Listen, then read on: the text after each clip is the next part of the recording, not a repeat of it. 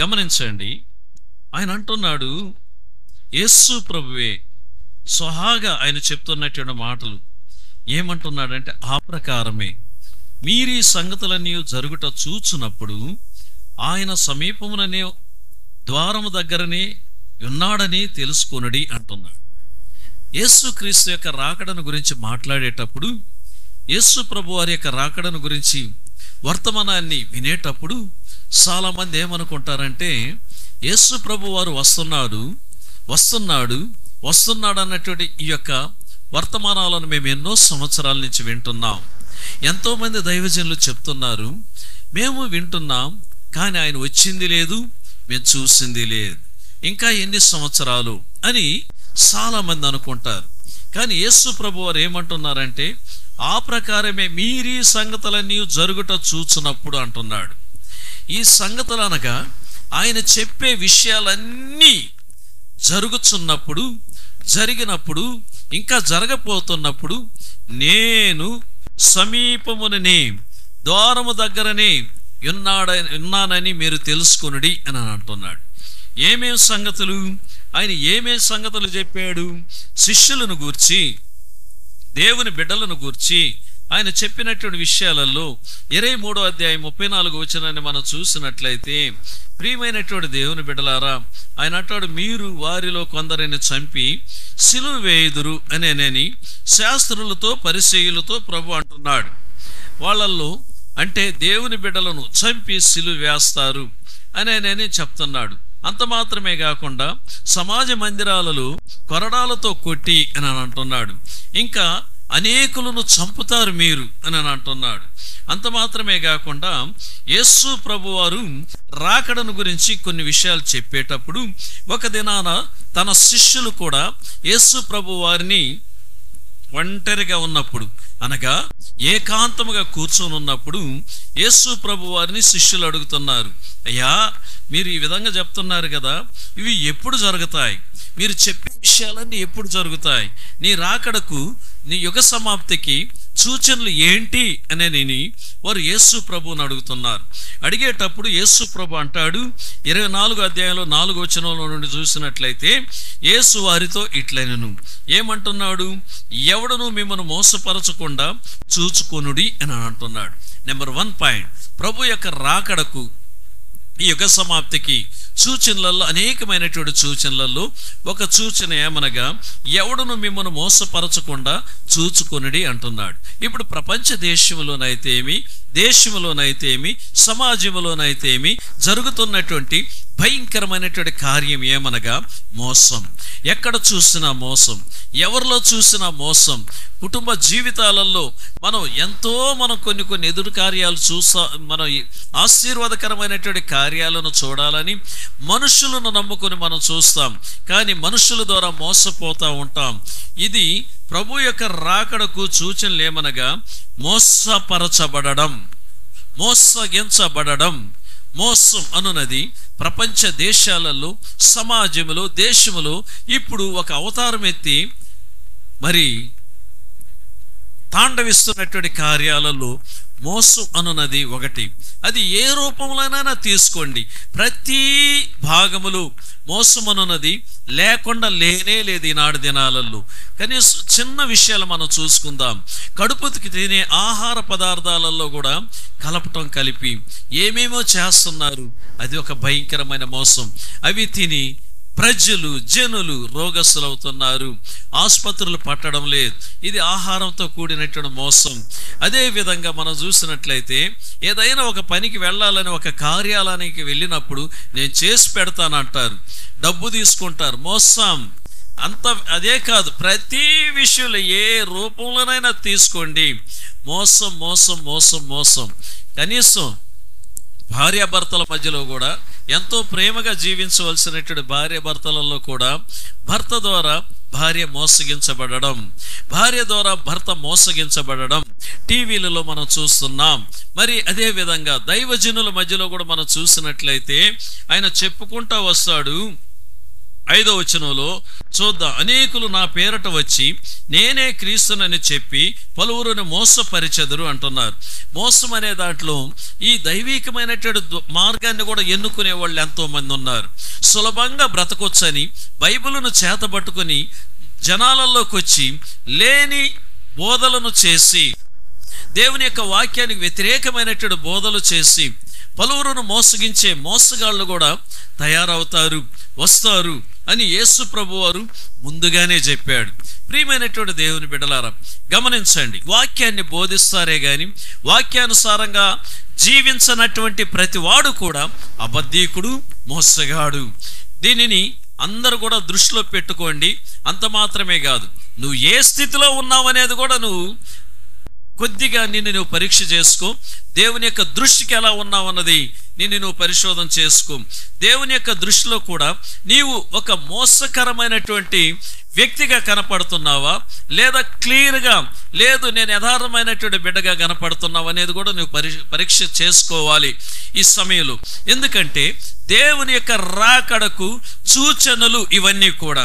కనుక అంత మాత్రమే కాదు, యుద్ధములను గురించి మీరు వింటారంటున్నారు.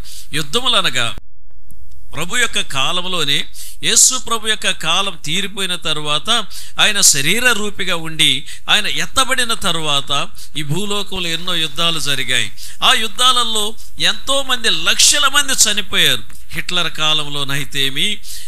కాలంలోనైతేమి ఆయనకు ముందున్నటువంటి కాలంలోనైతేమి అసలు యూదులను లేకుండా చేయాలి, తుడుపు పెట్టాలి, భూమి మీద వాళ్ళ యొక్క సూచనలు ఏవి కూడా కనిపించకూడదు అని యూదులను అసలు లేకుండా చేయాలన్నటువంటి ఉద్దేశంతో ప్రపంచ దేశాలు, కొన్ని దేశాలు ఎత్తుమనం వేశాయి.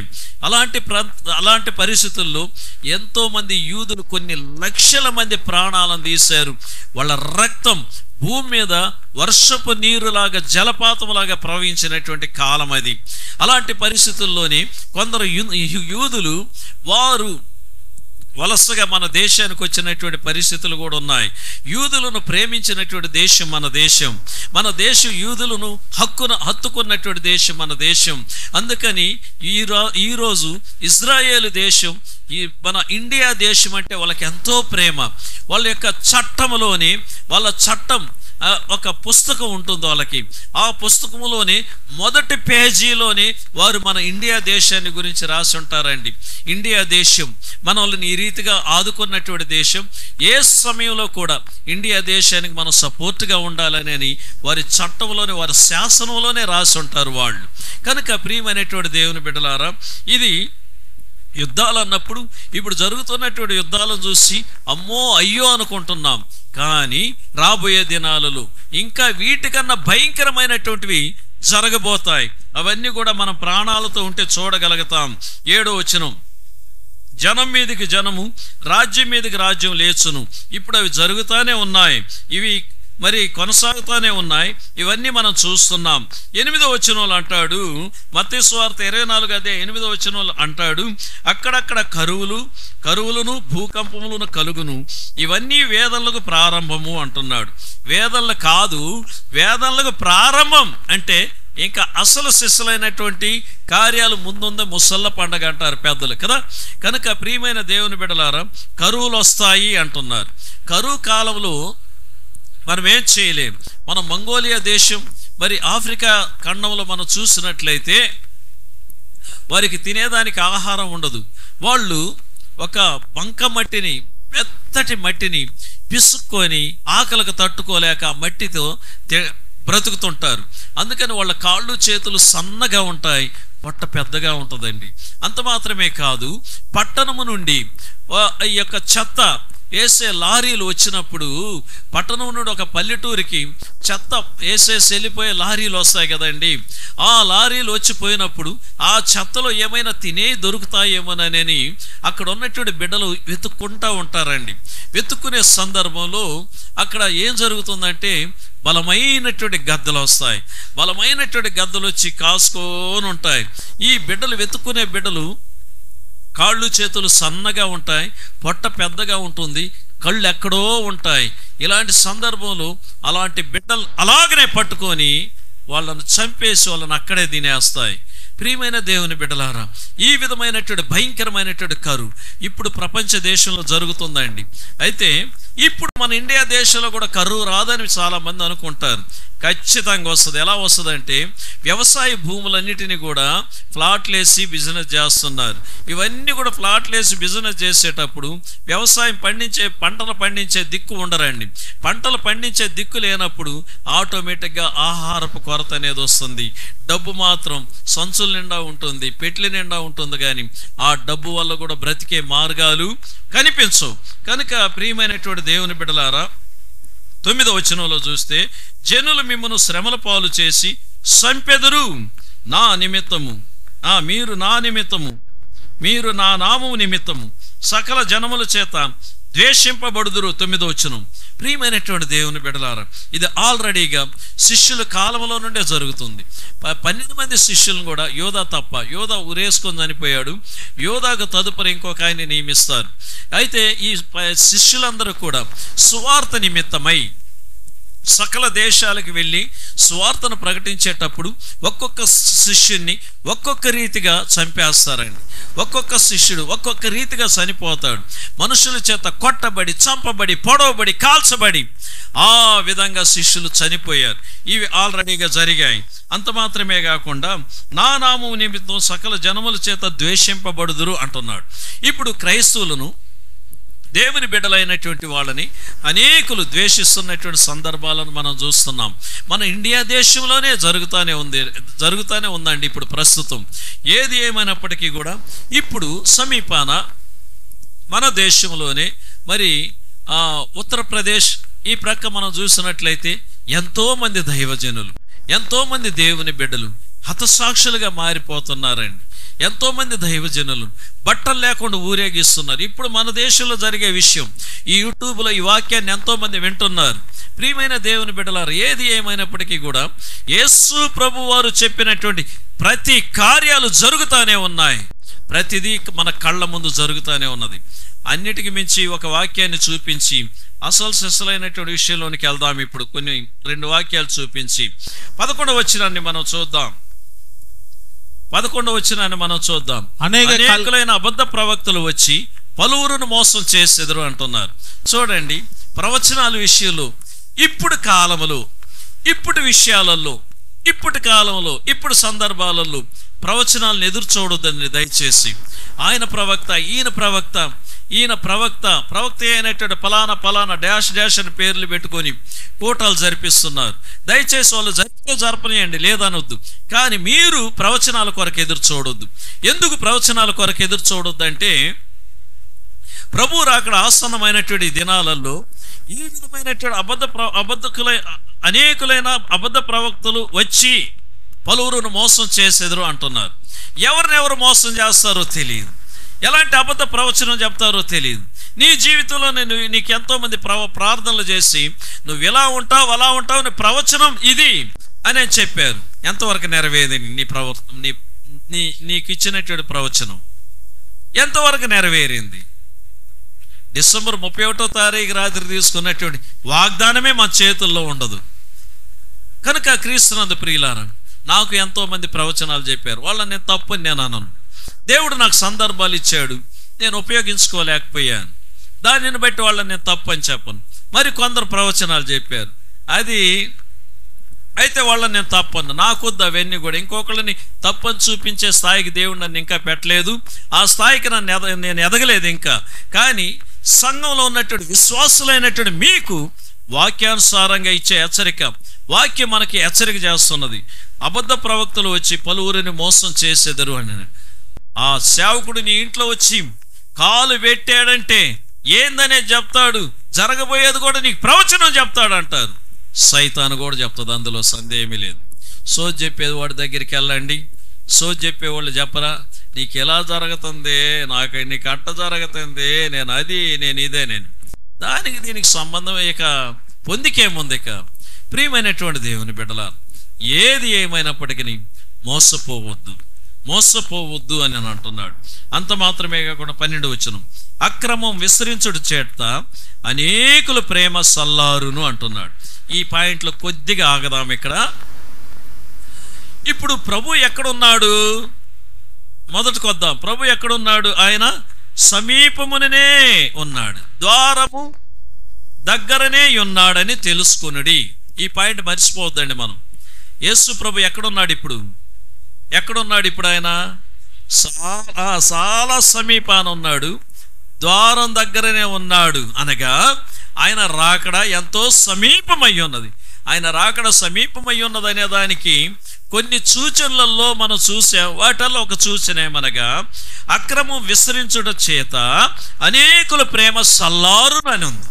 అక్రమం అంటే క్రమం అనేది తప్పిపోయింది, క్రమం పోయింది, పద్ధతులు పోయాయి. ప్రియమైన దేవుని బిడ్డలారా, కొన్ని సందర్భాలలో కోపం వచ్చినప్పుడు ఎందుకురా ఇంత అక్రంగా నడుచుకుంటామంటారు. అక్రమము అనే మాటను మన వాళ్ళు అక్కురము అంటారు. గమనించండి, దేవుని యొక్క వాక్యాన్ని నువ్వు వింటున్నావు. ప్రభు నా జీవితాన్ని మార్చు ప్రభు అంటున్నావు. ప్రభు నన్ను పరిశుద్ధపరుచు అంటున్నావు. ప్రభు నీ బిడ్డగా నన్ను మార్చు అంటున్నావు. నా మార్గాలను మార్చు ప్రభు అంటున్నావు. అన్ని బాగానే ఉన్నది.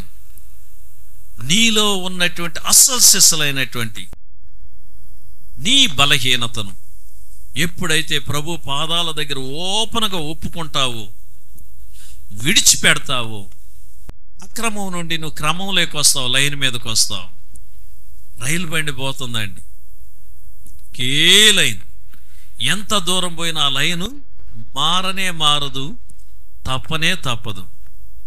అయితే బండి కరెక్ట్గా ఉంది కదా, లైన్ కరెక్ట్గా ఉంది కదా అని డ్రైవర్లు నమ్మి ఎంతో స్పీడ్తో వెళ్తూ ఉంటారు.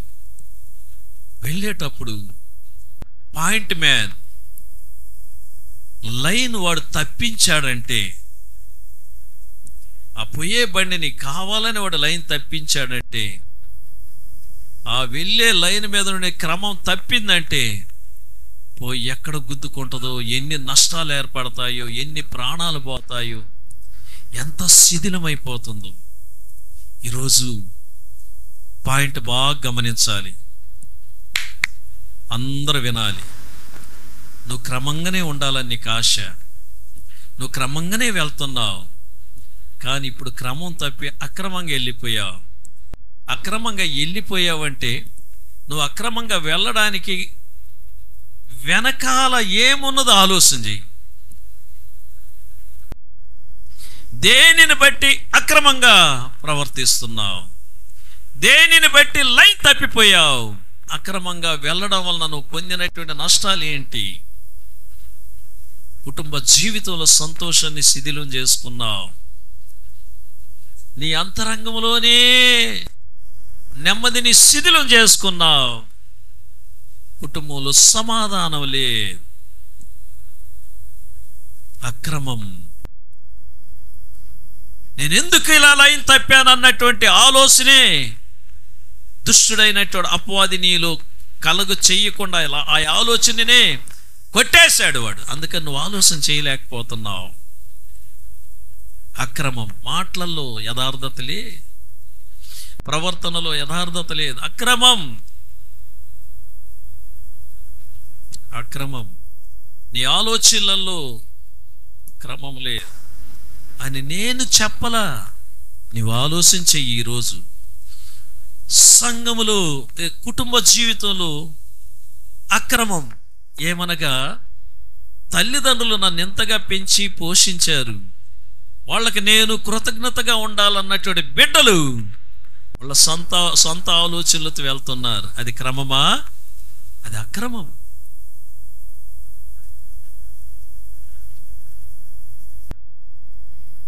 సంఘములో దైవజనుడు ఉన్నాడు. దైవజనుడు పరిశుద్ధ వాక్యములో నుండి పరలోక రాజ్యానికి మనల్ని సిద్ధపరిచే వాక్యంతో మనలను పోషిస్తున్నాడు. మన కుటుంబ జీవితాలు ఎలా ఆశీర్వదింపబడాలి అన్నటువంటి దైవాలోచనలను మనలో బోధిస్తున్నాడు.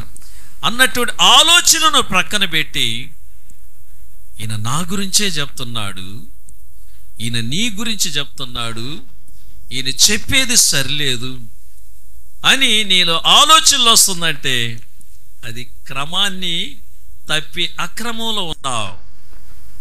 నిన్ను నువ్వు తెలుసుకో. ఈరోజు దీని అంతటికీ కారణం ఒకడు లైన్ తప్పించాడు. శిథిలమైపోయింది ఐక్యత, ప్రేమ సల్లారిపోయింది, ప్రేమలే. ఇది దేవుని రాకడకు ఆసన్నమైనటువంటి దినాలలో మనం ఉన్నామని గుర్తులివి. ఆయన పరలోక రాజ్యములో ఆయన ద్వారము దగ్గరే ఉన్నాడు, వచ్చేదానికి సిద్ధంగా ఉన్నాడు, ఆయన సమీపమున ఉన్నాడనే దానికి సూచనలు ఇవన్నీ. ప్రేమ లేదు, ప్రేమ లేదు, ప్రేమ లేదంటే ఎందుకుంటది? క్రమంగా ఉంటే ప్రేమ ఉంటుంది, క్రమం తప్పినప్పుడు ప్రేమ ఉండదు. ఏ విషయంలో క్రమం తప్పావు? ఎక్కడ తప్పావు? నీ పార్ట్ ఏంది సంఘంలో? సంఘంలో నువ్వు ఎలా ఉన్నావు? నీ సాటి సహోదరిని చూసి ఏ రోజైనా ప్రైజ్ లార్డ్ సిస్టర్ అని చెప్పగలిగే స్థానంలో నువ్వు ఉన్నావా? ఒక సహోదరిని చూసి ప్రైజ్ లార్డ్ అక్క, ప్రైజ్ లార్డ్ అమ్మ అని చెప్పగలిగే స్థాయిలో ఉన్నావా? దైవజనుని చూసి ప్రైజ్ లార్డ్ అయ్యా అని చెప్పగలిగే స్థానంలో ఉన్నారా? ప్రైజ్ లార్డ్ అంటే ఎవరికది? ఎవరికది? మనల్ని ఇద్దరం కలిపినటువంటి దేవునికి స్తోత్రం. ఒకరి ముఖాలు చూస్తే ఒకరికి నచ్చదు, ఒకరిని చూస్తే ఒకరికి నచ్చదు. క్రమం తప్పిపోయావని ఒక్కసారి ఆలోచన చెయ్యి. ఈ వాక్యం అల్లవాళ్ళకి ఎల్లవాళ్ళకి అనుకోక, నీకే ఈ వాక్యం, నీకు నాకు మనకే. ఉందా ప్రేమ? నేను చెప్పనా ఒక చిన్న విషయం. నిజంగా నాకు కీడు చేసినటువంటి వాళ్ళు, నా గురించి తప్పుగా మాట్లాడేవాళ్ళు, నా గురించి తప్పుగా మాట్లాడుకునేవాళ్ళు, మీకు అర్థమయ్యేదానికి చెప్తున్నా. ఒక దైవజనుని గురించి ఏదేదో మాట్లాడుకునేవాళ్ళు నిజంగా నాకు గనక తెలిస్తే నా ఇంటికి తీసుకెళ్ళి వాళ్ళకి మంచి నాటుకోడి మాంసంతో మంచి అన్నం పెట్టి వాళ్ళని నిజంగా సంతోషంగా కడుపార అన్నం పెట్టి పంపిస్తాను నేను. అనుమానాలు పడేది వేరు, అనుమానాలు పడకూడదండి. ఎవరో ఏదో చెప్పారని మనం అనుమానం పడకూడదు. నిజంగా నాకు కీడు చేసిన వాళ్ళకి కడుపార అన్నం పెట్టి పంపిస్తాను నేను. నా గురించి ఏదేది మాట్లాడినా క్లియర్గా తెలిస్తే వాళ్ళకి మంచి ఆహారం, వాళ్ళు ఎప్పుడు తిననటువంటి పావురాయి మాంసంతో అన్నం పెట్టి పంపిస్తాను నేను. నేను ఎందుకు ఈ మాట చెప్తున్నానంటే, నేను ప్రకటించే నా దేవుడు ప్రేమ కలిగిన వాడు. నేను ప్రకటించే నా దేవుడు దీర్ఘశాంతపరుడు. నేను ప్రకటించే నా యేసు నా కొరకు చనిపోయాడు, తన ప్రేమను తన మరణము ద్వారా బయలుపరిచినటువంటి వాడు. అలాంటి ఆయన ఇదిగో నేను త్వరగా వస్తున్నా. ఆయన ద్వారం దగ్గరే ఉన్నాడు. నువ్వు క్రమం తప్పినటువంటి స్థితిలో ఉంటే రా లైన్ మీదకి. ఎవరు నిన్ను తప్పించారు? రా. ఈనాడు దినాలలో వాక్యాన్ని వినేదానికి సమయం లేదు. ఒక 2 గంటల సేపు దైవ సన్నిధానంలో కూర్చునేదానికి మనకు సమయం లేదు. కొన్ని సందర్భాలలో కొందరు పని పాటలను బట్టి అది వేరే విషయం. వాళ్ళ పొట్టకూటి కోసం ఆ రోజు పాక తప్పదు, అది వేరే విషయం. అది నేను తప్పని చెప్పను. ప్రేమ సల్లారిపోయింది. నన్నే అడుగుతారు, సార్ మీరు ప్రేమ అంటారు, ఏడుంది సార్ ప్రేమ అని. అడిగే నీలో ఉందేమో చెప్పు నాకు ముందు. నన్ను ఎవరైతే అడుగుతున్నారో అడిగే వాళ్ళకే చెప్తున్నాను ఇక్కడ నేను. అందుకనే నాకు సందాలు ఈరు, నేనంటే ఎవరికి నచ్చదు. యూట్యూబ్లో చాలా మంది వింటున్నారు ఈ మాట. నచ్చకపోయినా కూడా నేను మిమ్మల్ని ప్రేమిస్తాను, అందులో సందేహమే లేదు. నేను ఎందుకు చెప్తున్నానంటే నా కొరకు నేను చెప్పలా. యేసు ప్రేమమయుడు. ఆయన రక్తాన్ని ఆయన శరీరాన్ని తినే నీలో నాలో ప్రేమ లేకపోతే ఇంకెవరిలో ఉంటుందండి? అవతల వాళ్ళు ప్రేమ చూపించలేదు, నువ్వు చూపించు. అవతల వాళ్ళల్లో ప్రేమ లేదు, నీకు ఎదురొస్తున్న అక్కకు చెప్పు, అక్క ప్రైజ్ లాడ్, అక్క ప్రైజ్ లాడ్ అన్నని చెప్పు. నువ్వు చూపించు ప్రేమ, తర్వాత వాళ్ళు నేర్చుకుంటారు. యేసు ప్రభు ఎప్పుడు కూడా ఆయన మున్మాదిరి చూపించాడు. ఆయన మనకి ప్రభు యొక్క రాకడకు సూచనలు ఇవన్నీ. ఇక ఫుల్గా చెప్పుకుంటా పోతే అసలు విషయంలోకి మనం పోలేం. ఆయన సమీపముననే ద్వారం దగ్గరనే ఉన్నాడని తెలుసుకొనుడి. ఆయన ద్వారం దగ్గరే ఉన్నాడు, పరలోకపు గవిని దగ్గర రావడానికి సిద్ధంగా ఉన్నాడు. ఆయన చెప్పిన ప్రతిదీ నెరవేరింది, నెరవేరుతున్నది. ఇక ఇంకొకటి నెరవేరాలి. ఇజ్రాయెల్ దేశంలో ఎర్రని పెయ్యిని తీసుకొచ్చి దానిని మరి పరిశుద్ధ స్థలంలో పెట్టి మరి అక్కడ ఆ స్థలంలో బలిపీఠం కట్టాలి, ఆ స్థలంలో దేవుని మందిరం కట్టబడాలి. దానికి చాలా విషయాలు ఉన్నాయి, కానీ వాటన్నిటితో మనకు పని లేదు. కానీ మనం సిద్ధపడాలి. మనం ఎప్పుడు ఎత్తబడతాం, ఎప్పుడు చనిపోతామో తెలియదు. మన జీవం ఏ పాడిది, అంతలో కనపడి అంతలో మాయమయ్యే నీటి బుడగ లాంటిది, త్రాసు మీద ధూళి లాంటిది. ఆయన పిలుపుకు మనం సిద్ధంగా ఉండాలి. ఆయన రాకడ ఎప్పుడన్నా రాని.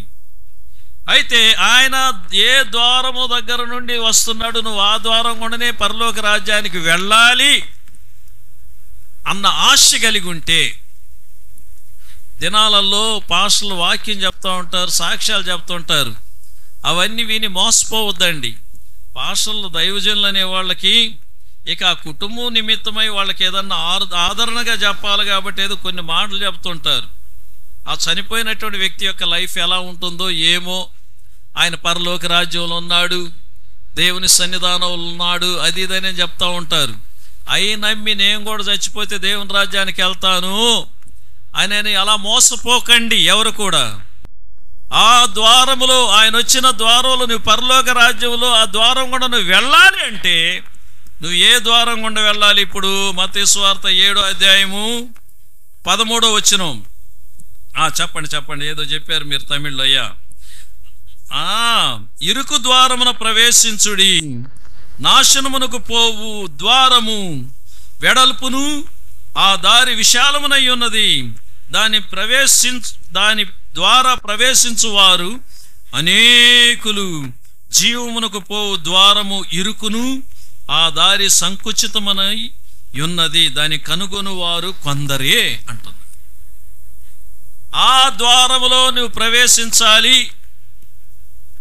ఆ మహిమ కలిగిన రాజ్యంలో నువ్వు ప్రవేశించాలి అన్న ఆశ నీలో ఉంటే, నేను నరకానికి వెళ్ళకూడదు, అగ్ని ఆరని పురుగు చావనటువంటి ఆ స్థలానికి నేను వెళ్ళకూడదు, ఈ మార్గంలో నేను వెళ్ళాలి అన్నటువంటి ఆశ కలిగి ఉంటే ఇరుకు ద్వారమున ప్రవేశించు. ఇరుకు ద్వారం అంటే ఏంటి?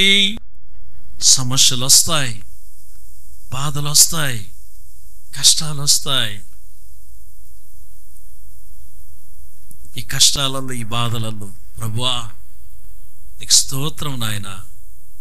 ఇరుకు ద్వారం అనగా దానికి ఒక ఎగ్జాంపుల్ యోబే. ఆ ద్వారం ఇరుకు ద్వారం. ప్రభువా నీకు స్తోత్రం నాయన. బాధలలో, కష్టాలలో, వేదనలలో నీతిని కాపాడుకోవడం, అవమానాల మధ్యలో నీ విశ్వాసాన్ని కాపాడుకోవడం. చనిపోయే పరిస్థితులు వస్తాయి, నేను చనిపోను ప్రభువా, సూసైడ్ చేసుకునే పరిస్థితులు వస్తాయి. ప్రభువా నేను చచ్చిపోను, నువ్వు చచ్చిపోయిన దేవుడు కాదు, నువ్వు సజీవుడివి, నన్ను నిలబెట్టయ్యా, నేను నిలబడతాను. నా దేవుడు శక్తిహీనుడు కాదు, నా దేవుడు సర్వశక్తి కలిగినటువంటి వాడు. ఇరుకులో ఉన్నప్పుడు నీకు కావలసినటువంటి ధైర్యం, విశ్వాసం. ఇరుకు చేసుకున్నటువంటి భర్తే కొన్నిసార్లు నువ్వు చచ్చిపోయే అంటాడు, నువ్వు ఉండి నాకేమి లాభం అంటాడు. 10 మందిలో మెడ వంచి తాళి కట్టించుకొని ఎంతో భర్తను ప్రేమించి ఎంతగానో ఆయనకి సేవలు చేసి ఎంత చేసినా ప్రభువా నా భర్త, నువ్వు ఇచ్చిన భర్త అయ్యా, నా భర్త రక్షింపబడాలని నువ్వు కుయ్యో మర్రు అంటుంటావు. కఠినమైన మనసుతో భర్త నువ్వు చచ్చిపోయే, నువ్వు ఎందుకే ఉండేదన్నప్పుడు నా భర్తే ఇలా అన్నాడు, నేను చచ్చిపోతే బాగుంటుంది అని చెప్పి ఏదన్నా మందో మాకు ఎతుకులాడుకునేది కాదు. అది ఇరుకు మార్గం. ఆ ఇరుకు మార్గంలోనే ప్రభువా నీవిచ్చిన భర్త నాయన, నీవిచ్చావు, నీ చిత్తం లేకుండా ఇంటిలో నేను అడుగు పెట్టలేదు ప్రభువా. నా తల్లి గర్భంలో నీవు రూపింపబడకొనిపే నువ్వు నన్ను చూసావు నాయనా, నీ చిత్తం లేకుండా నేను ఇంట్లో అడుగు పెట్టలేదు గనుక నీ చిత్తం ఏమై ఉన్నదో దానినే నెరవేర్చయ్యా. నా భర్తను దర్శించు ప్రభువా, నా భర్తతో మాట్లాడయ్యా. అది ఇరుకు మార్గంలో ప్రవేశించడం. ఎన్నో అప్పులల్లో ఉంటావు, ఎన్నో కష్టాలలో ఉంటావు. నీ కష్టార్జితం, నీ పెన్షను, నీ జీతం, నీ కూలి వడ్డీలు కట్టేదానికి సాలదు, అప్పులు ఇచ్చేదానికి సాలదు, అన్నం తినే పరిస్థితులు కూడా ఉండవు. అది భయంకరమైనటువంటి ఇరుకు మార్గం.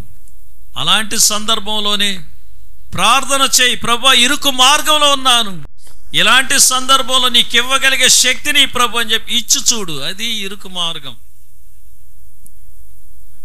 ఇరుకు మార్గంలో ప్రవేశించడం అంటే అది. ఇరుకు మార్గంలో ప్రవేశించడం అంటే ఇంకా చాలా కార్యాలు ఉన్నాయి. చెప్పుకుంటా పోతే ఆయన ద్వారం దగ్గరే నిలబడి ఉన్నాడని చెప్పుకుంటాం, మిగతా విషయాలు చెప్పుకోలేం. కనుక యేసు ప్రభువారు ఆయన సమీపమునే ద్వారము దగ్గరనే ఉన్నాడు. ఆ ద్వారములో నువ్వు ప్రవేశించాలి. పరలోక ద్వారములో నువ్వు ప్రవేశించి ఆ మహిమ కలిగిన రాజ్యంలో నువ్వు అడుగు పెట్టాలంటే ముందు ఈ ద్వారంలో ప్రవేశించు. ఏ ద్వారంలో? ఏ ద్వారములో? ఇరుకు మార్గములు, ఇరుకు ద్వారమున ప్రవేశించు. ఇవన్నీ నాకొద్దు, నేను పండుకొని నిద్రపోతాను, నాకు మంచి నిద్ర రావాలి, నాకు అన్ని సుఖభోగాలు కలగాలి అని ధనవంతుల్లాగా నువ్వు ఆశలు కలిగి నువ్వు జీవిస్తే ధనవంతుడు ఎక్కడికి వెళ్ళాడో అక్కడికే వెళ్తారు. కనుక ఏది ఏమైనప్పటికీ నీ ప్రియమైనటువంటి దేవుని బిడ్డలారా, దేవుని యొక్క వాక్యం స్పష్టంగా చెప్తున్నది. ఆయన ఎక్కడున్నాడంటే ఆయన సమీపమునే ద్వారం దగ్గరనే ఉన్నాడు. ఎందుకున్నాడంటే ఆయన రావడానికి సిద్ధంగా ఉన్నాడు. ఆ ఇరుకు ద్వారములో నువ్వు ప్రవేశించి నడిచేదానికి నువ్వు సిద్ధంగా ఉన్నావా? నాకొద్దు ప్రభా ఈ సమస్యలు, ఈ కష్టాలన్నీ నాకొద్దు ప్రభా. సమస్యలంటే నీకై నువ్వు తెచ్చుకునే చాలా ఉంటాయి, మనుషుల ద్వారా తెచ్చుకునే కొన్ని ఉంటాయి, సాతానుడి ద్వారా వచ్చే కొన్ని ఉంటాయి. కనుక నీ సమస్యలు, నీ బాధలు, నీ ఇరుకులు, ఇబ్బందులు ఏ విధమైన మార్గంలో నిన్ను ఆవరించి ఉన్నావనేది తెలుసుకొని ప్రభు పాదాల మీద పడు. ఆయన మార్గాలలో నడిచేదానికి ప్రయాసపడు. కష్టమైన, ఇరుకైన, ఇబ్బంది అయినా మనుషులను చూడకు. మనుషులు ఎన్నైనా అంటారు, మనుషులు ఏ విధంగానైనా మాట్లాడతారు. మనుషుల మాటలు లెక్క చేయదు, ప్రభు చెప్పే మాట విను, ఇరుకు మార్గంలో ప్రవేశించు. కనుక ప్రియమైనటువంటి దేవుని బిడ్డలారా, దేవుని యొక్క వాక్యంలో మరి అక్రమం విస్తరించిన దినాలలో మనమున్నాం, ప్రేమ సల్లారినటువంటి దినాలలో మనమున్నాం. ఎక్కడా కూడా ప్రేమ అనేది లేదు. ఆ ప్రేమ ఎక్కడనంటే ఒకటి, నెంబర్ 1 పాయింట్ దేవుని యేసయ్య దగ్గర మాత్రమే, రెండవదిగా దైవజనుడి దగ్గర మాత్రమే. నీ అంతరంగంలో ఎన్నో ఉంచుకొని దైవజనుడి దగ్గరకు వస్తావు కొన్నిసార్లు, కానీ దైవజనుడికి ఏం తెలియదు. ఆయన ప్రేమగానే మాట్లాడతాడు, ప్రేమగానే ఆయన నిన్ను స్పందిస్తాడు. తెలిసినా కూడా నీతో ప్రేమగానే మాట్లాడతాడు, నీతో ప్రేమగానే నీకు మంచి ఆలోచనలు చెప్తాడు, ప్రేమగానే నిన్ను ఎంకరేజ్ చేస్తాడు. కనుక ప్రియమైనటువంటి దేవుని బిడ్డలారా గమనించండి, ఆయన ద్వారం దగ్గరే ఉన్నాడనే దానికి ఇంకా కొన్ని సూచనలు ఏమనగా చూడండి. ఆయన ఏమంటున్నాడంటే 37వ వచనంలో చూస్తే, నోవాహు దినములు ఎలాగుండెనో మనుష్య కుమారుని రాకడను అలాగే ఉండును అంటున్నాడు. నోవాహు దినాలు ఏ విధంగా ఉన్నాయి? నోవాహుతో ప్రభు మాట్లాడాడు. నోవాహు ప్రపంచం మీదకి జలప్రళయం రాబోతుంది, ప్రపంచాన్ని మొత్తాన్ని కూడా ముంచివేయబోతుంది జలప్రళయం. కనుక నీవు నీ కుటుంబానికి, నీకును నీ బిడ్డలకును ఒక ఓడను సిద్ధం చేసుకో అన్నాడు. ఎందుకంటే ఆది కాండంలో అప్పుడే పాపం విస్తరించిందండి. భయంకరమైనటువంటి స్థితిలో లోకం దిగజారిపోయింది. చివరికి ప్రభు నేనెందుకా ఈ సృష్టిని సృష్టించానా అని బాధపడేంత పరిస్థితి ఈ భూమి మీద కనిపిస్తున్నటువంటి ఆ దినాలలో ప్రభు నోవాహుతో ఈ మాట అన్నాడు, నీ కుటుంబానికి ఒక ఓడను సిద్ధపరుచుకో, జలప్రళయం రాబోతుంది, ఈ భూమిని ముంచివేయబోతుంది. నీ ఓడను సిద్ధం చేసుకుంటే నీవు నీ కుటుంబం కాపాడబడుతుంది అన్నాడు. ఆనాడు దినాలలో ఈ టెక్నాలజీ లేదు, రంపాలు అవి ఇవి లేవు. ఏదో వాళ్ళకు ఉన్నటువంటి పనిముట్లతో ఆయుధాలను ఉపయోగించి చెట్లను నరికి వాటిని ఏ విధంగా వాటిని మరి తయారు చేశారో చెందారు. ఆ ఓడని సిద్ధం చేసుకున్నారు. ఎన్ని సంవత్సరాలు పట్టింది ఆ ఓడను సిద్ధం చేసేలకే? 120 సంవత్సరాలు పట్టింది. ఈ 120 సంవత్సరాలు నోవాహు ఏం చేశాడు? ఆయన ఓడ సిద్ధం చేసుకుంటుంటే అందరూ ఆయన ఎగతాళి చేస్తున్నారు. ఈ ముసలోడికి ఏదో పిచ్చి పట్టింది, జలప్రళయం వస్తుందంట, మునిగిపోద్దంట, ఇదేందని. అంతకుముందు వర్షాన్ని చూడలేదు వీళ్ళు. వర్షపు చినుకులు ఎలా ఉంటాయో తెలియదు.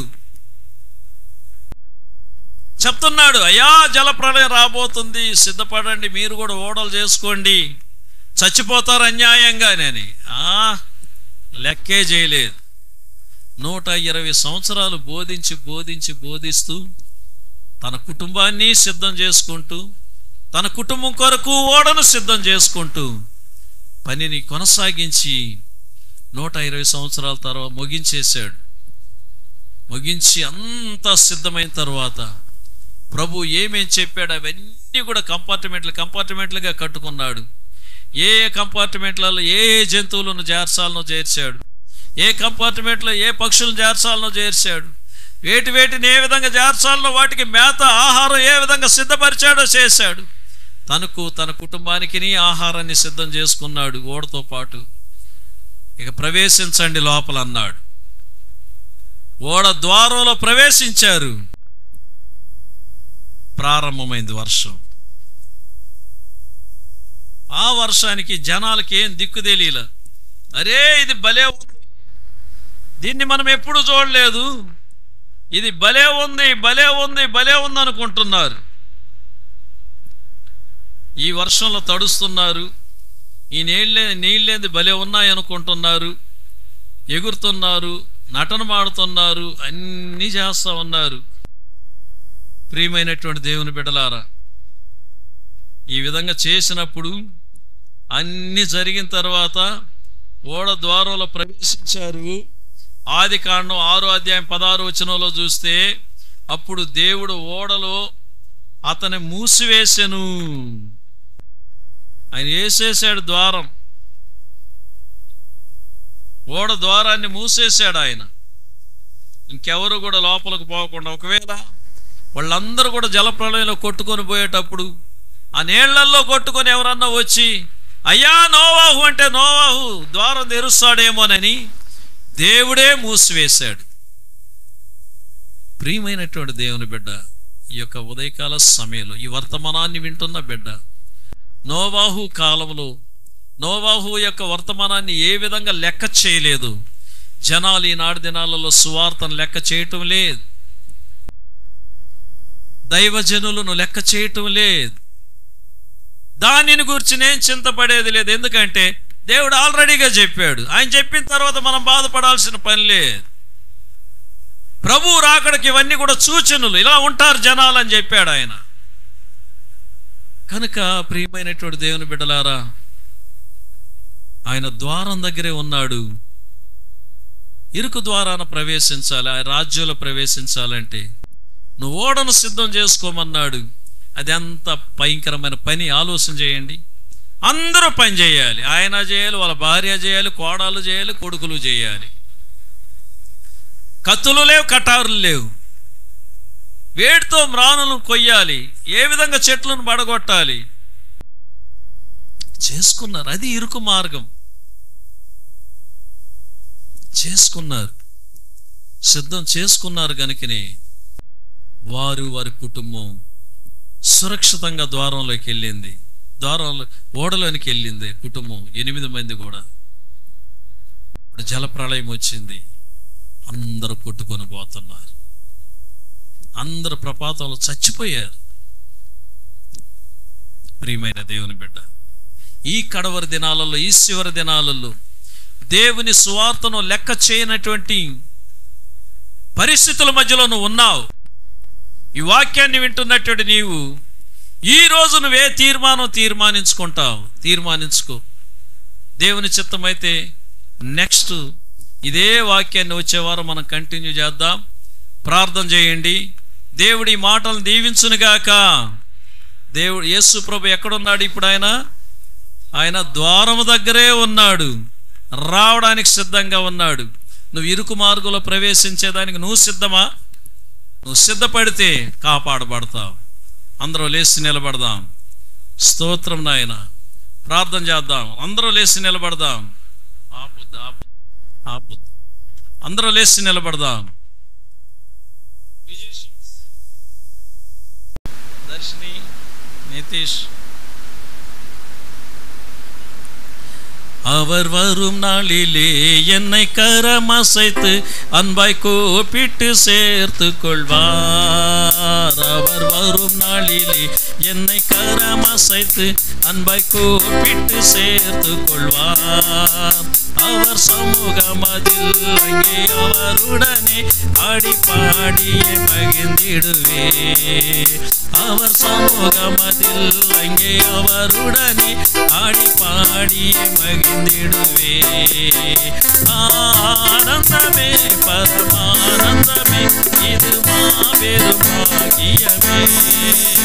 ஆனந்தமே பரமானந்தமே, இது மாபெரும் பாக்கியமே. இந்த பாதலத்தில் சொந்தக்காரவர் என்ன உள்ளத்தில் சொந்தமனார். இந்த பாதலத்தில் சொந்தக்காரவர் என்ன உள்ளத்தில் சொந்தமனார். அவர் வரும் நாளிலே என்னை கரமசைத்து அன்பை கூப்பிட்டு சேர்த்து கொள்வார். அவர் வரும் நாளிலே என்னை கரமசைத்து அன்பை கூப்பிட்டு சேர்த்து கொள்வார். அவர் சமூகமதில் அங்கே அவருடனே ஆடி பாடியே மகிழ்ந்திடுவே.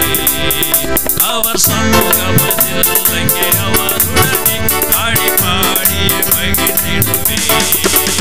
ஆனந்தமே பரமானந்தமே, இது மாபெரும் பாக்கியமே. இந்த பாதலத்தில் சொந்தக்காரவர் என்ன உள்ளத்தில் சொந்தமனார். இந்த பாதலத்தில் சொந்தக்காரவர் என்ன உள்ளத்தில் சொந்தమనార్. ప్రభువా, నీవు ద్వారం దగ్గరే నిలబడి ఉన్నావు. నిరాకడ ఆసన్నమైన దినాలలో మేమున్నాం. నిరాకడ ఆసన్నమైన దినాలకు సూచనలు ఏంటనేది ప్రభువా మీరు మాతో స్పష్టంగా మాట్లాడారయ్యా. ఈ మాటలను విన్నటువంటి ప్రభువా, నీ రక్తము చేత కొనబడినటువంటి ఈ బిడ్డలందరూ కూడా అయ్యా మేము నీ సొత్తని గ్రహించి నీ రాకడ కొరకు సిద్ధపడగలిగే కృపను దయచేయండి. అనేకులలో ప్రేమ సల్లారినటువంటి దినాలలో అయ్యా మాలో నీ ప్రేమను కుమ్మరించండి అయ్యా. నువ్వు ప్రేమామయుడు గనక అయ్యా నీ ప్రేమ కలిగి మేము బ్రతుకుతూ నీ రాకడ కొరకు మేము ఆయత్తపడుతూ ఇతరులను ఆయత్తం చేయగలిగే నీ పరిశుద్ధాత్మ శక్తిని మా అందరికి కలుగు చేయండి. ఈ వాక్యాన్ని విన్నటువంటి బిడ్డలను బలపరచండి స్వామి. యేసు నామములో అడుగుతున్నాం తండ్రి, ఆమేన్. హల్లెలూయా. సమయంలో ఒక పాట పాడుచుండగా కానుకలు ఎత్తబడతాయి. రారాజైన దేవుడు త్వరగా రానయ్యున్నాడు. రారాజైన దేవుడు త్వరగా రానయ్యున్నాడు. ఎత్తబడుదువో నువ్వు విడువబడుదువో, ఎత్తబడకపోతే నువ్వు విడువబడుదువో. ఎత్తబడుదువో నువ్వు విడువబడుదువో, ఎత్తబడకపోతే పడుదువో. రారాజైన దేవుడు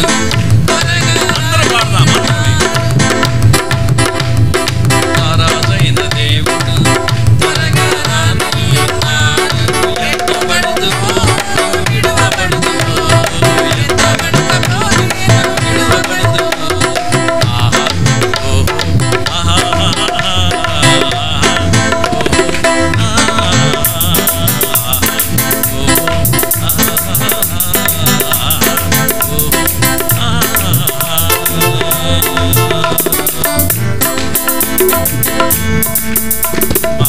మా ఓడు తెగ వాస్తున్నాడమ్మా.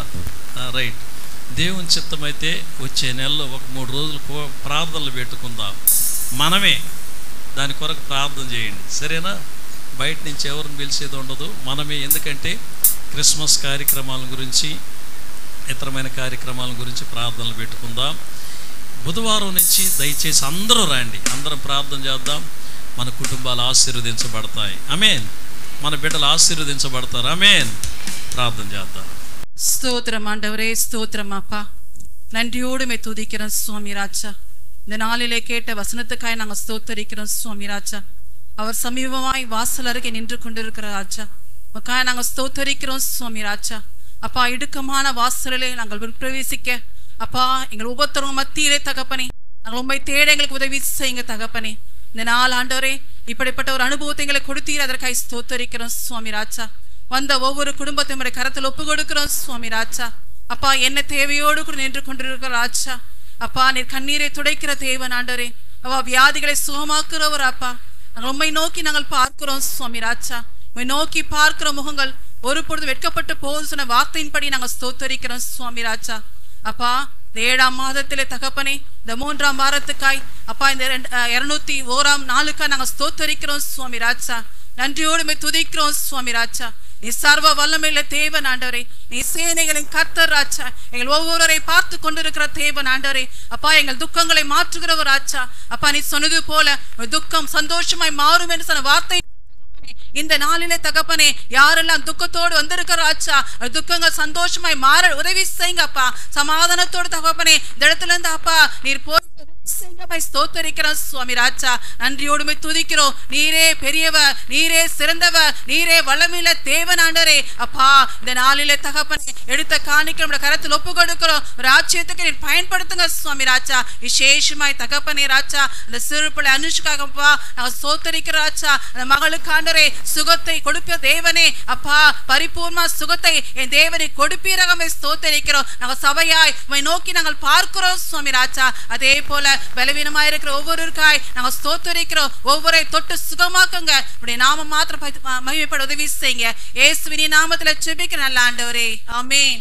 పరలోకమందున్న మా తండ్రి, నీ నామం పరిశుద్ధపరచబడును గాక, నీ రాజ్యం వచ్చును గాక, నీ చిత్తం పరలోకమందు ఎలాగ నెరవేరుచున్నదో భూమి అందును నెరవేరును గాక.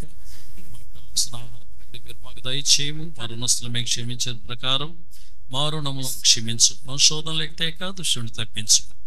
ఎందుకంటే రాజ్యమును, బలమును, మహిమను నిరంతరము నీవైనావు తండ్రి. ఆమేన్. ఆశీర్వాదంబుల్ మా మీద వర్షింపచేయుమీశా, ఆశతో నమ్మియున్నాము ఈ సత్య వాగ్దానము. ఈ మాయి మీద కుమ్మరించుము దేవా, కమ్మర ప్రేమ వర్షములు కుమ్మరించుము దేవా. ఆమేన్. ఆశీర్వాదం. ఇదిగో నేను త్వరగా వచ్చుచున్నానన్న యేసుక్రీస్తు కృప,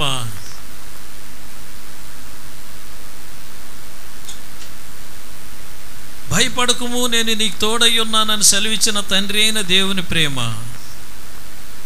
నిన్ను సర్వసత్యములోనికి నడిపించి తన నీతి మార్గంలో నడిపించగలిగే పరిశుద్ధాత్మన్యోన్య నిత్య సహవాసం కూడి వచ్చిన మీ అందరికీ, ఎంతమంది దేవుని యొక్క వాక్యమును అంగీకరించి ఈ దినము నుండి నా ప్రభు యొక్క మార్గంలో నడవాలి, పరలోక రాజ్యపు ద్వారంలో ప్రవేశించాలి అన్నటువంటి ఆశ కలిగి తీర్మానం చేసుకున్న ప్రతి బిడ్డలకును సదాకాలము తోడైండి నడిపించునుగాక. నా ప్రాణమా పరిశుద్ధ నామమును సన్నిధించు. నా ప్రాణమా యెహోవాను సన్నిధించు. ఆయన చేసిన ఉపకారములు దేన్ని. ఆమేన్. అందరికి వందనాలు.